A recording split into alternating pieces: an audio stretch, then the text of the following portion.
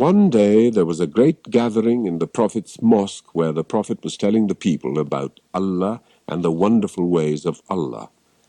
It was very quiet inside the mosque. The people hardly moved as the Prophet spoke to them. Then suddenly, without warning, he stopped speaking and began to walk towards the door. The people were surprised and puzzled.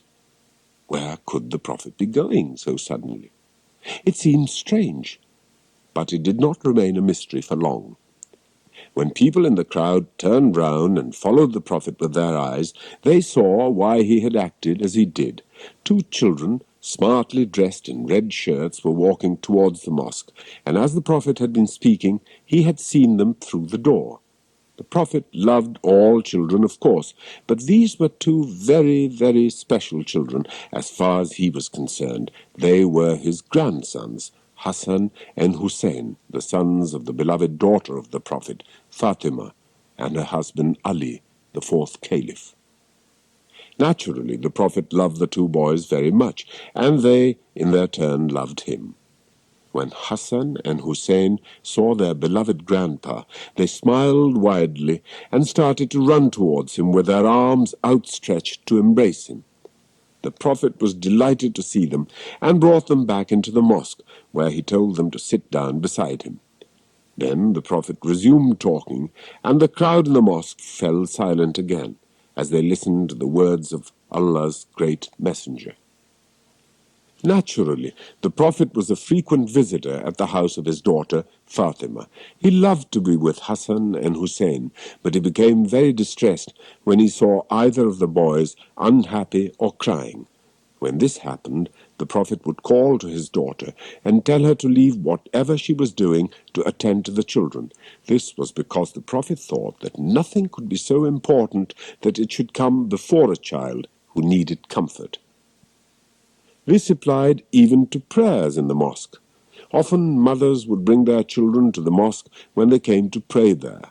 It was not always a good idea. Small children quickly became very impatient, and because they were too young to understand what an important place a mosque was, they used to cry and make a fuss while prayers were going on. Their mothers did not like this, but neither did they like to interrupt their prayers to attend to their crying children. Perhaps they hoped the child would get tired and stop crying. The Prophet, however, hated to hear children crying, and whenever this happened during prayers, he would make the prayers shorter so that the mothers could comfort their children without too much delay. Hassan and Hussein sat very quietly as their grandfather spoke.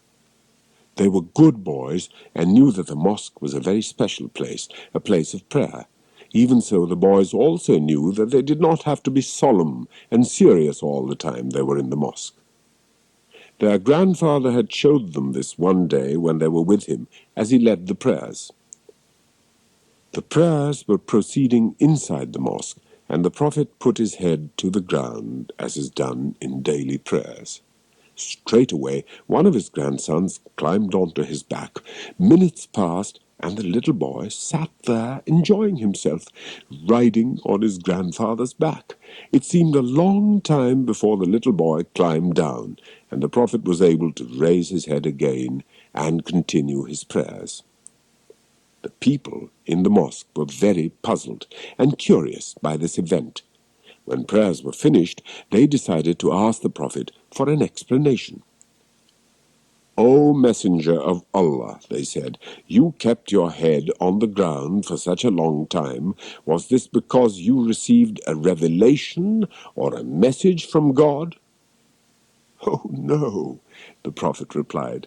It was for this grandson of mine who was riding on my back.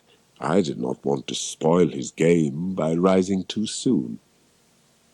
The people were charmed by this answer, for it showed how greatly the Prophet loved his grandsons and how much he thought about their happiness and well-being.